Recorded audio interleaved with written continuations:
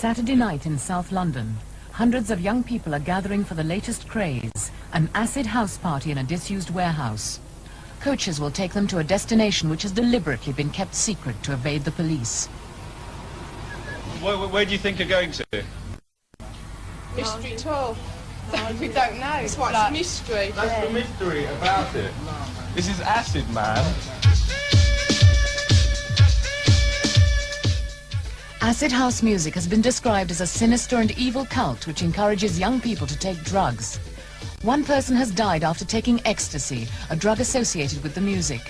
But few people know where the acid house craze came from and how serious a threat it is to young people. To find out, World in Action has spent a weekend with all sides of this controversial music scene.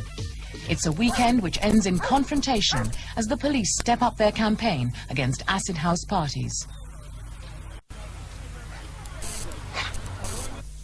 Well, when it first started, it was really different. The music was like nothing else really that had been around. Most of the time my parents don't really know that I'm going to an illegal warehouse party. I'd just say it's a warehouse party and they don't ask me whether it's illegal or not because they don't really know about those sort of things. Okay then, see you later. Bye. Been to a few warehouse parties in Watford.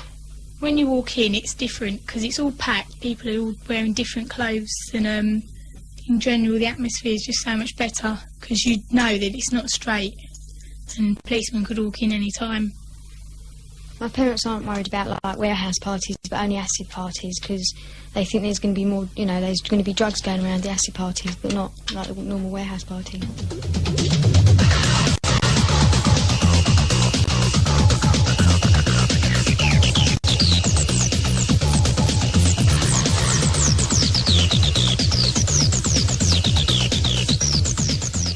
I like acid because it's all freaky, you can move around a lot to it. Clothes are all loose, it's just generally a laugh. You can dance in clothes that are related with acid because you can just wear jeans and trainers and all that sort of thing. They're not stupid like things like tight skirts and high heels.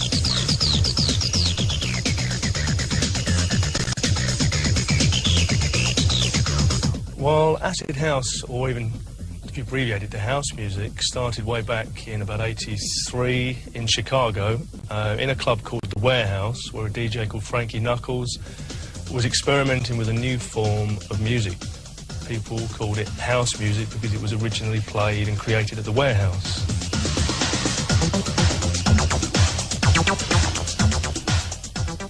But in Britain it was immediately assumed that the music was linked with drugs because of the use of the 70s smiley symbol and the term acid, which can refer to the drug LSD. Acid house, as we know it now, is a slang term from Chicago, which actually means sampling. The Chicago producers and artists used to call it acid burning when somebody had taken a line or sampled a piece of somebody else's record and used it on their own production. That's where the term acid house came from.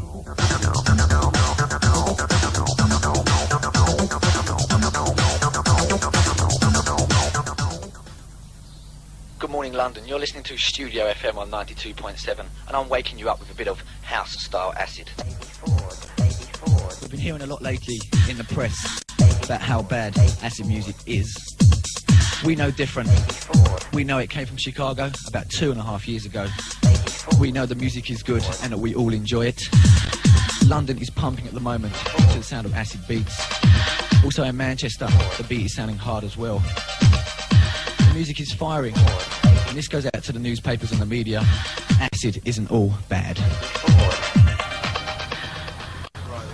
Sometimes you wear smiley t-shirts and that, like we went up Camden, we saw them all and we thought, yeah, but then everybody started wearing them, so we didn't bother wearing them then.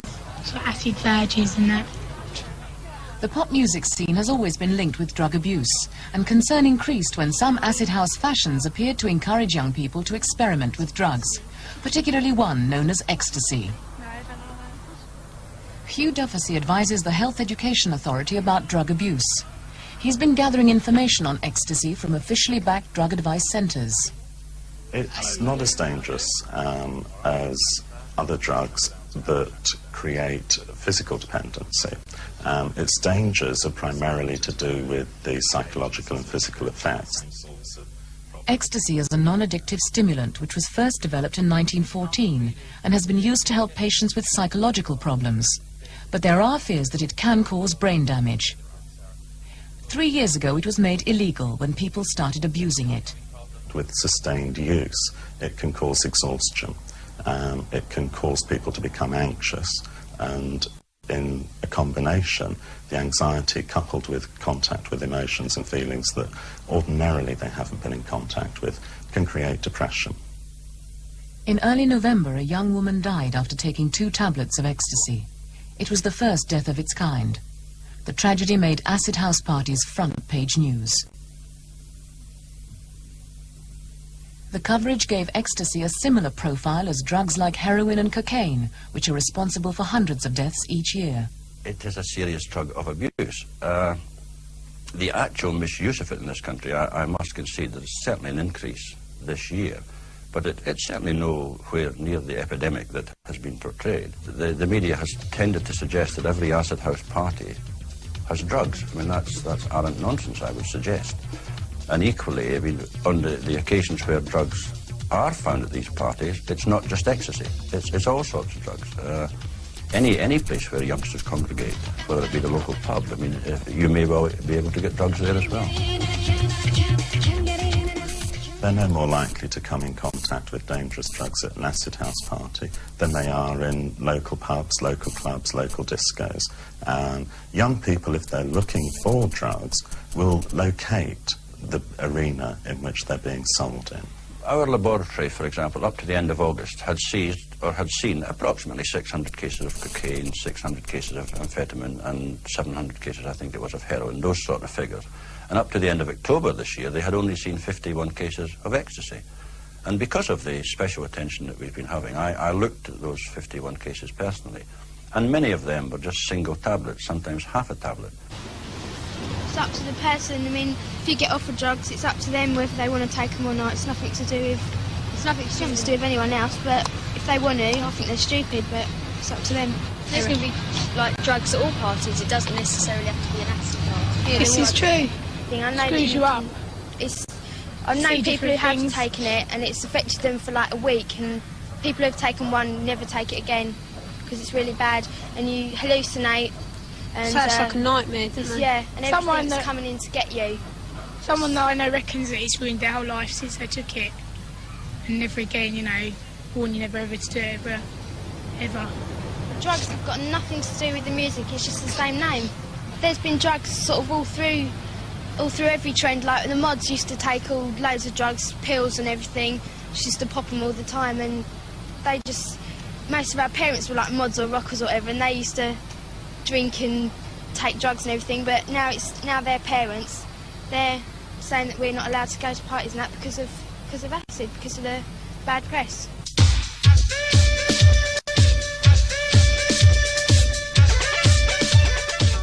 Acid music has had some commercial success, with records like this one, We Call It Acid by D-Mob, getting into the top 10. But the link with drugs has hindered their chances of further success. Gary Haseman, singer with D-Mob, says that since the controversy, 20 engagements have been cancelled.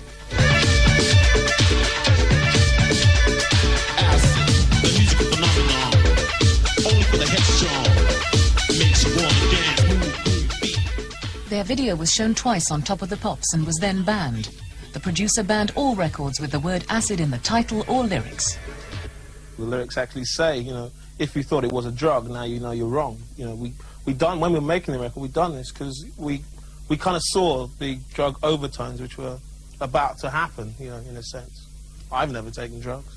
I don't even drink, you know, so why am I going to make a record telling people to go and take drugs? No, I don't do that kind of thing. I feel sorry for the kids who are out there, who are drug-free, who like acid house, or whatever you call it, house, whatever, and they like to dance, wave their hands in the air, and their parents thinking, God almighty, are my kids on drugs? And that is only from a certain newspaper. What would you say to reassure parents who are worried about letting their kids go out at night now? Well, if you've brought your children up properly, and you love your children, and you know your children, you'll know if they take drugs or not. You don't need acid house to make them take drugs. The ban on Top of the Pops gave the impression that the BBC had banned acid house music completely, making it even more unacceptable to parents. I can categorically say that the BBC has not banned acid house music, and in particular Radio 1 certainly hasn't banned acid house music. What has happened is that the Top of the Pops, the BBC's premier pop show, has decided not to play tracks that have references to the word acid. We, on the other hand, decided to carry on playing acid house music because we've been aware of this for some 14 months. It's almost a bit of a storm in a teacup, really, after quite such a time. And we understand what the true meaning behind acid house music and the term acid is in this particular genre of music. Is it once more a cynical exploitation of youth culture by the media, merely to generate headlines to sell newspapers? Some newspapers have called acid house music a sinister and evil cult which lures young people into drug taking. The message is certainly getting across. What do you know about acid house music? There's meant to be a drugs-related craze. It seems to be the most worrying thing. And where did you find that out? That was in the paper. Do you think it's anything to do with a certain religion, do you think? No, is it anything is it? like that? No, it's more to do with a kind of a drug, isn't it? It's a drug. Yeah, well, those that take it ought to be ashamed of themselves. I presume they do frenzied dancing, that kind of thing. Probably out of control, not behaving like normally they would, because they're under the effects of the drug. I've just read about it in the newspapers that acid house music, I assumed it was something to do with the drug scene. It must affect the brain in some way. Unless it's just the music that does it. All them lights flashing don't do you any good either, do it? I wouldn't even go in the pub where them lights are. Oh, no, they drive you mad, don't they? It's one of the biggest hypes that have come on the music scene in recent years. And it's the peripheral stories that go with it. Drugs, sex, sensation. Ted Hines is the Sunday People's acid house correspondent. He's one of many popular newspaper journalists who find it an irresistible story. You're now dealing with parties, 2 or 3 every weekend in both London, Birmingham, Manchester. 2,000-3,000 kids at a time. There's a great potential there, a lot of money involved, and I think money is the key to a lot of the people who feed off acid house, the people who organise acid house parties, and the drug barons, pushers, peddlers, who flock in its wake.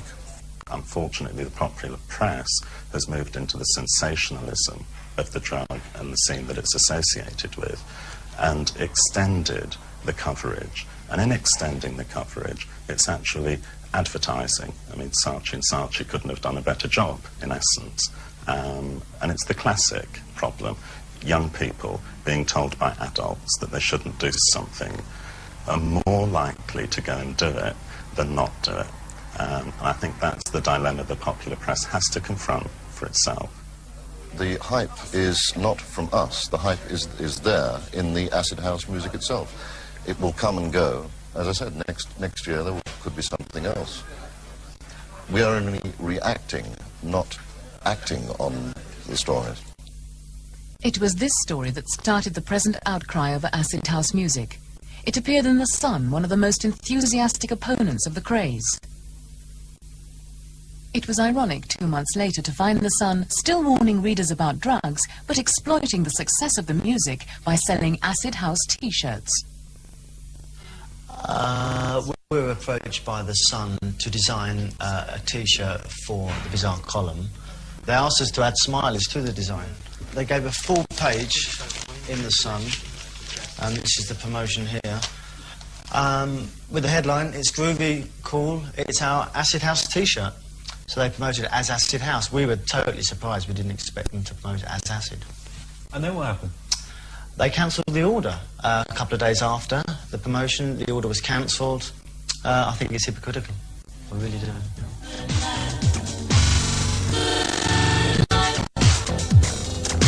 Are you ready, people? Get down tonight. Don't forget the warehouse party. Don't be late. Ow! Get down tonight. It's not just newspapers which have angered fans of acid house music. A report on News at 10 annoyed them so much that they've made a record mimicking it.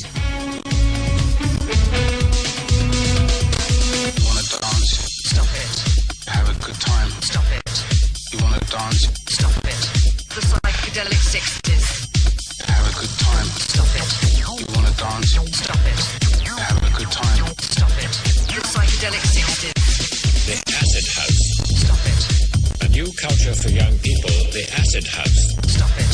Sweeping the country's nightclubs, the Acid House. Stop it. Kids who are enjoying themselves.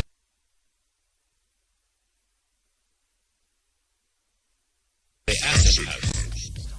So far, 3 newspapers have named 3 different people as the Mr. Big of Acid House. One of them, Tony Colston Hayter, has been involved in the organisation of 6 warehouse parties. He's so unhappy at the way the media has reported Acid House music that he's producing a video which he believes will set the record straight.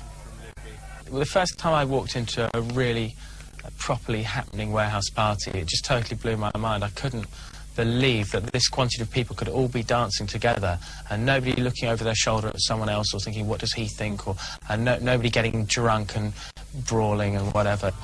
The actual tabloid press have really come up with some outrageous fantasies in their stories that just really don't happen. I mean, sex romps, wild drug-taking parties, it's just all laughable. I mean, everyone knows who was at that party. All the police officers who came and looked at my party, the 2,000 people that were there, all know that this is total lies.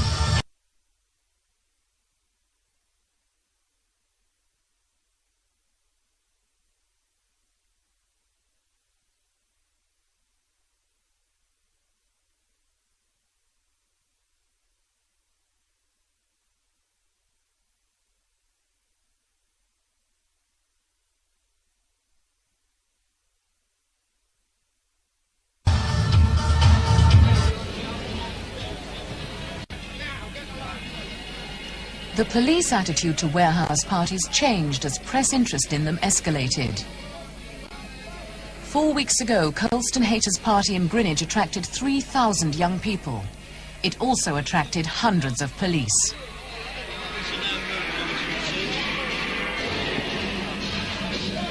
And I think they're quite serious about what they're doing. You can't do that. You can't do that. You can't be serious. How can you do that? Well, we're all enjoying ourselves. Yeah, we can see that. Yeah, so why aren't you letting it go on? Because we're enjoying the music. It's all about the music. It's all about the music. The whole scene. And the only reason that you're sitting here now, the honest truth is the only reason you're sitting here now is because of the Sun that have literally developed their own story. I'm sure you know nothing about the rock business. I mean, I don't know much about police law, but the fact of the matter is there are very lights, sound crews, lasers, spotlights, heaters, people to take cloaks, people's coats in a cloakroom.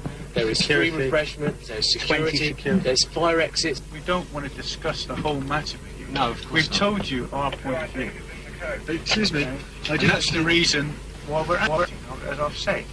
And one would hope, as reasonable people, as we are trying to be reasonable with you. We are as well. And that's exactly what we're doing. I mean, okay, together we can come to a resolution. That's why we're waiting for this phone to ring. We have tried to, we've given a little bit on our part. Yeah, exactly. So that you have a chance to do what you said that you were going to do. That's exactly what we're doing. But I mean, to assist us to move these people from these premises to a safer area.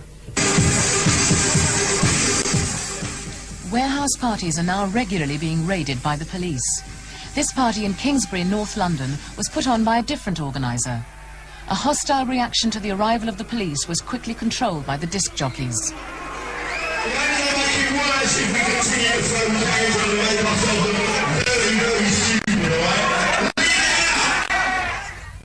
Tonight's biggest acid house party is to be at a disused warehouse in West London.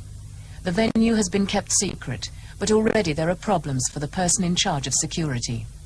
There's some friends of mine who are running it, and they've discovered their phone's been being tapped all day, which to me is an outrageous waste of, I don't know, police time, home office money, whatever.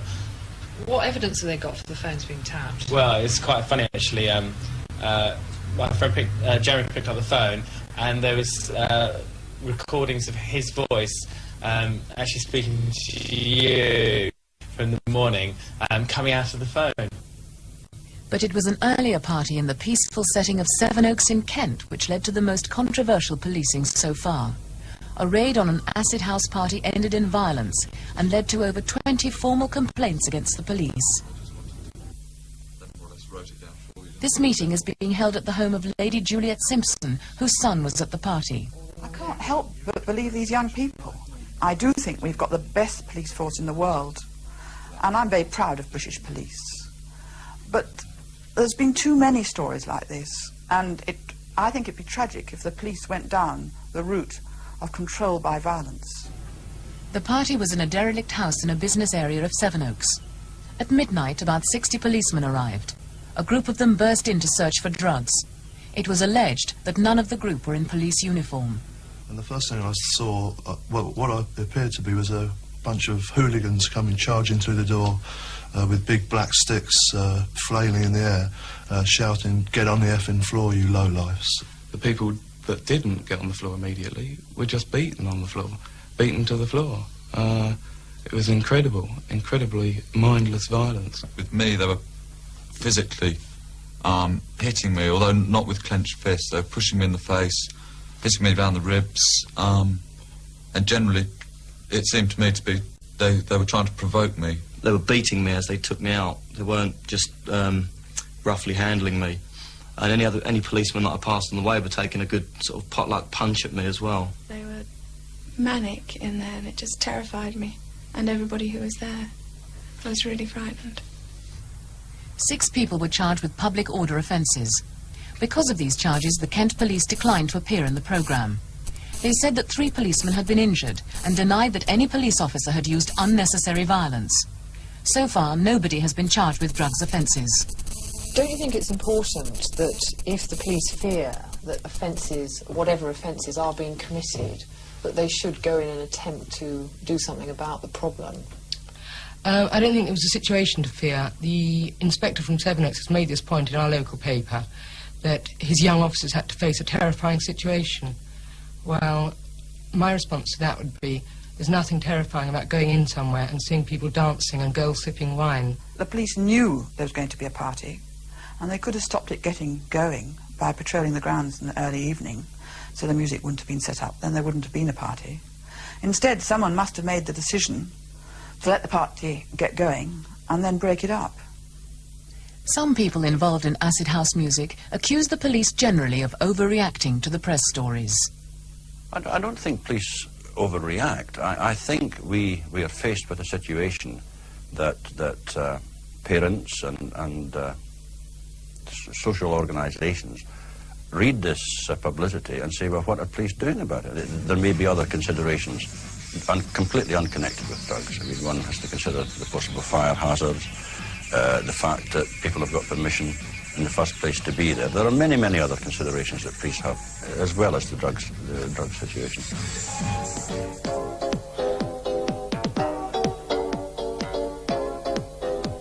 As another Saturday night falls upon us, in addition to the warehouses I've already mentioned, West Side people, yeah?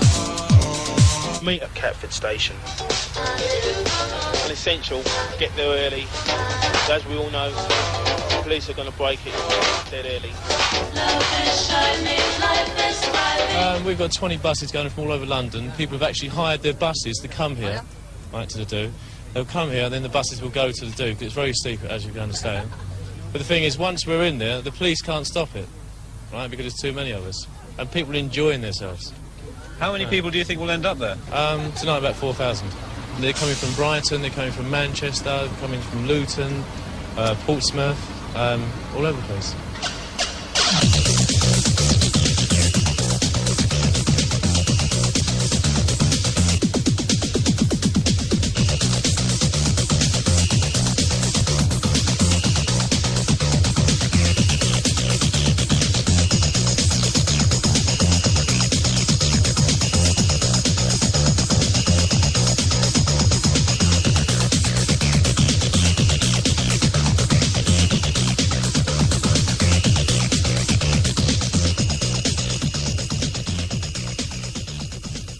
Only a mile away from the warehouse, the bus is intercepted by the police. The party's been closed down, finished.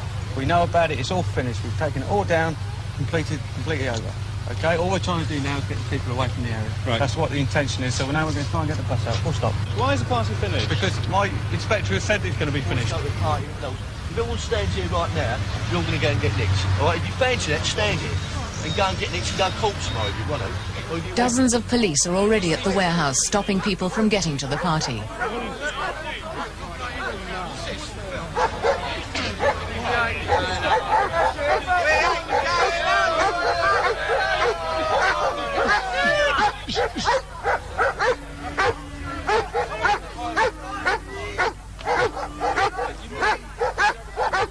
Well, I think, you know,